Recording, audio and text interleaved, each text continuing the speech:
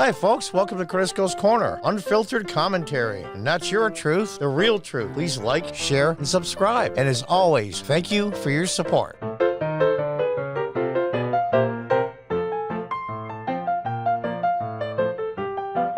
Concentration camps on our southern border. Welcome back.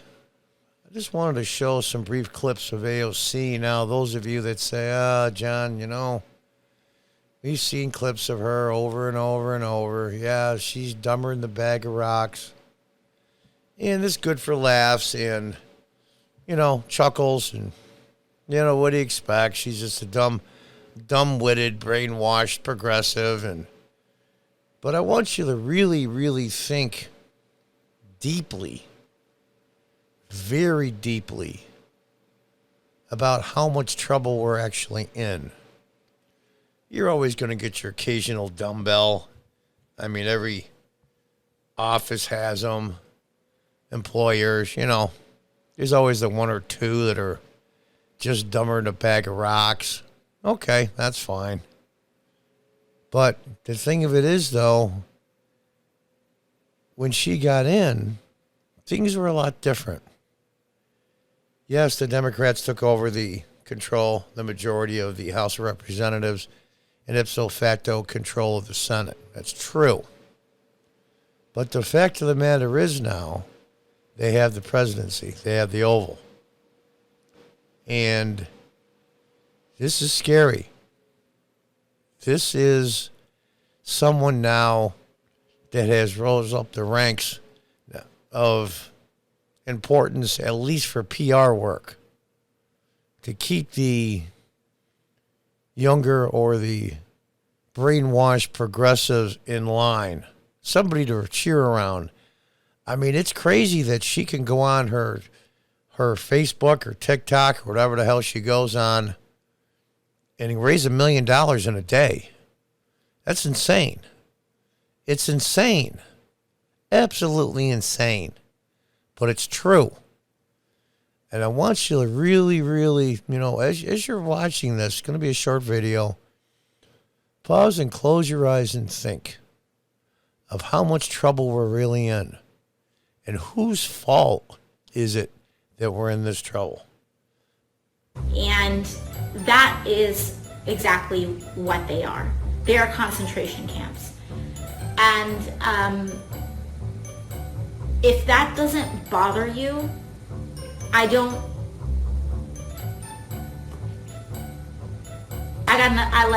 we can have, okay, whatever. I want to talk to the people that are concerned enough with humanity to say that we should not, that never again means. No, what she's saying is, those of you who don't agree with my stupidity, I don't care about you. I don't even want to talk to you. And therein lies the rub. That's what's happened to the Democrat Party. If you don't agree with everything we believe in and say, then you are the enemy. She's saying it maybe not so subtly, but kind of subtly in a way I don't think she even realizes. It's insane comparing to concentration camps. Yeah, watch Schindler's List sometime, you jerk. Something. And that the fact that concentration camps. Look at the comments. Your platform is what we need to adapt to. Basically, income should be taxed at 100%, and we're supposed to expect you to provide everything to us. Well, you know, every once in a while, a normal person sneaks in. Are now an institutionalized practice in the... Y'all can hate her all you want, but she's trying to actually make America better. Never again concentration camps. Of course, I guess the concentration camps for the Uyghurs in China don't count. And across the Middle East, in the treatment of women in Sharia law countries, none of those count. Trying to make America better. As compared to what? Yemen? Somalia? home of the free is extraordinarily disturbing. And we need to do something about it. And by the way, I don't know. And that's your 14-year-old daughter, 13-year-old daughter talking to you. And by the way, I've got a daughter. I know what she used to be like when she was a teenager. Boys too, but especially the girls. She's going to explain why the pullout from Afghanistan was such a cluster blank. This is what she's going to do. And she really digs down deep and gets to the heart of the matter. What the measure or expectation is of what a quote-unquote successful withdrawal is. Republicans own the SCOTUS. What did I miss? Laugh out loud. Well, Christopher R. Conroy, you missed absolutely nothing. If she was on for a half an hour before you came in, you still missed absolutely nothing. But I hope people understand that this is what war looks like. It is not neat and it is not pretty. It is violent. It is brutal. And we're out here expecting like this is supposed to be a cake. You in it, Alex? Yes, I did it. What about the UK? It's amazing to me that the progressives have now become the warmongers. The neocons and the progressives are together. Why is the mainstream media pissed about all this and she's trying to defend it? Because they're getting out of war and they love war. Walk. I mean, this is war. Now, this is another classic. Look how upset she is. Look how hurt and angry and confused and all the mixed emotions. She went down to the border to check on the concentration camps. And she looked through the fence. And she just was appalled. Her emotions were just overflowing with anger and sympathy and empathy. And why, oh, why, oh, why, oh, why. And she just couldn't believe the treatment of these people as she looked through the fence. And there she is, just pleading, please, please, let my people go. And you're going to see what comes up here is very fascinating. Guess what? There she is. And guess what? It was all staged. It's a freaking parking lot. Now, how these pictures got out showing the parking lot, I don't know.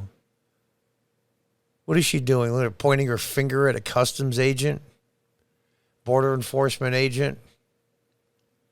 Which, by the way, he's enforcing laws that you, as a congressional member, passed, you dolt. But this is not what this is about. This is about PR. This is about spin. You have to understand how the progressive mind works. The smart ones know it's a lie and they do it anyway. The dumb ones like her actually believe it's true. Now, here's the thing. The progressives believe that if you think it's true and you say it's true, it is true. Yes, there's 25 hours in a day.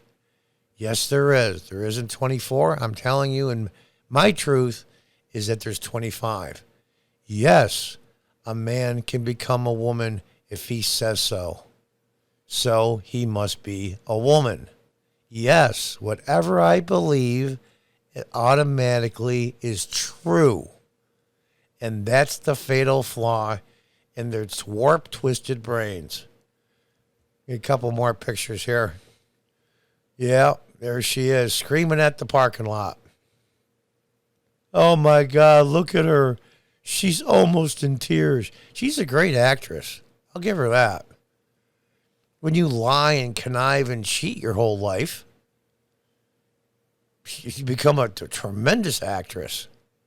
When you're a spoiled, rotten brat your whole life, you become a wonderful actress. It's amazing to me. Now, this is the one when she first got sworn in. I want you to think about this for a minute. I put be afraid, be very afraid for a reason. I forget what her major was in college. She went to Boston University. But one of her minors was in economics. Now, as soon as she makes the statement she makes, I want you to stop the video and think. Close your eyes and say, this is a member of the House of Representatives in the richest, most powerful country in the world. College graduate who took economics as a minor. Listen to this, and as soon as she talks, stop the video, take a deep breath, and think about this for a moment.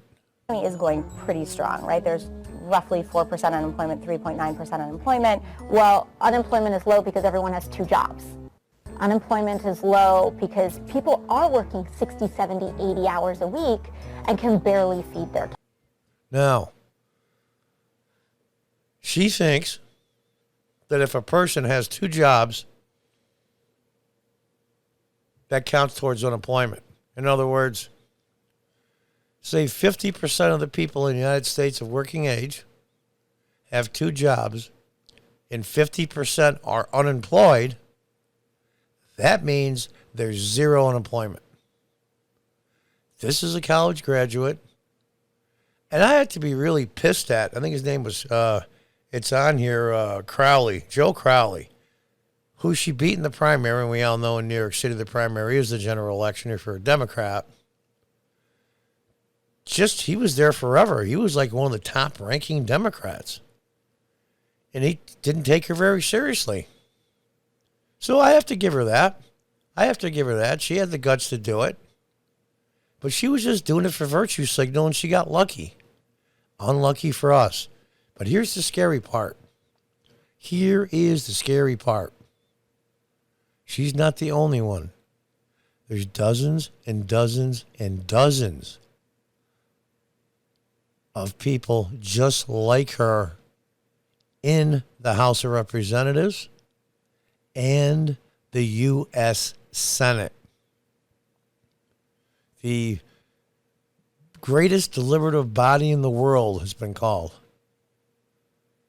And look at it now.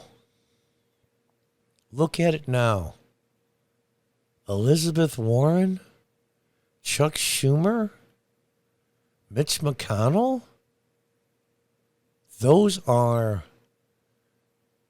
the cream of the cream of the cream of our intellect and politics? Are you freaking kidding me? I hold Mitch McConnell almost in high contempt as I do AOC. And she now ran for re-election and won. She'll be there for as long as she wants. And I think even after 4 years now, it'll be 2 terms, she gets a pension for the rest of her life. So she gets to travel all over the place. If you remember, she started some nonprofits, so the money got did a little shell game with the money, and 2 or 3 people and even her own chief of staff quit. But there she is. What AOC is a symptom of the sickness that conservative people, everyday people, have allowed our schools, high school, middle school, junior high, elementary now, community colleges, universities around the country have always had lefties in them. And we've always known that. But they expanded and they pushed harder and they brainwashed millions. And this is the result of that. And we stood by and said and did nothing because we were just too busy just trying to live. And I can understand that. We gave our teenage kids the keys to the liquor cabinet and then went on vacation for the weekend and left them alone. And when things go to crap, we act surprised. We act surprised. So who's to blame for her and the dozens and dozens and dozens of people just like her in the House of Representatives? I'm guilty too. Look in the mirror. That's who's to blame. It's called participatory government. And many of us, all we did to participate was vote. Guess what, folks? That's not enough. We've learned that, especially in the last 5 years. They're taking over everything culturally. They control our federal government. They control 20-odd state houses. They control social media. They control everything that matters for public relations and politics. And we stood by and watched them do it and did nothing. So now, please, I put be afraid, be very afraid. What we need to do now is wake the hell up. Wake up. Is it too late? I really don't know. But even if it is too late, we have to try. Because maybe we're just made it and it's not too late yet. And we can salvage what's left in this country. And until next time, goodbye and good luck.